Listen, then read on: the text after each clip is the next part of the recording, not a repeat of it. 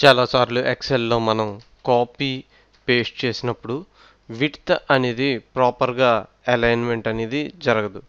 So copy paste చేసినప్పుడే width కూడా auto adjust అయ్యేది ఫీచర్ ఈ ట్యుటోరియల్లో చూద్దాం. మనం ఏదైతే ఒక డేటాని కాపీ చేసి పేస్ట్ చేయాలనుకుంటున్నామో దాన్ని మొదటగా సెలెక్ట్ చేయండి. సెలెక్ట్ చేసిన తర్వాత పేస్ట్ చేసేటప్పుడు పేస్ట్ చేసిన తర్వాత ఈ విధంగా డేటా హైలైట్ అవునప్పుడే మనకి ఇక్కడ పేస్ట్ ఆప్షన్స్లో విడ్త్ అని చెప్పి ఒకటి ఉంటుంది. సో ఈ విడ్త్ని కూడా మనం సెలెక్ట్ చేసుకున్నట్లయితే సో విడ్త్ కూడా ప్రాపర్ అలైన్మెంట్తో పేస్టింగ్ అనేది జరుగుతుంది. సో ఇక్కడ చూడండి, పేస్ట్లో మనకి paste special okay column width దీన్ని కనుక చూస్ చేసుకున్నట్లయితే ఎప్పుడైతే నేను క్లిక్ ఓకే చేశానో సో సేమ్ ఏదైతే సోర్స్ డేటా విడ్త్ సైజ్ ఉందో సేమ్ అదే సైజులో ఇక్కడ మనకి పేస్టింగ్ అనేది జరుగుతుంది.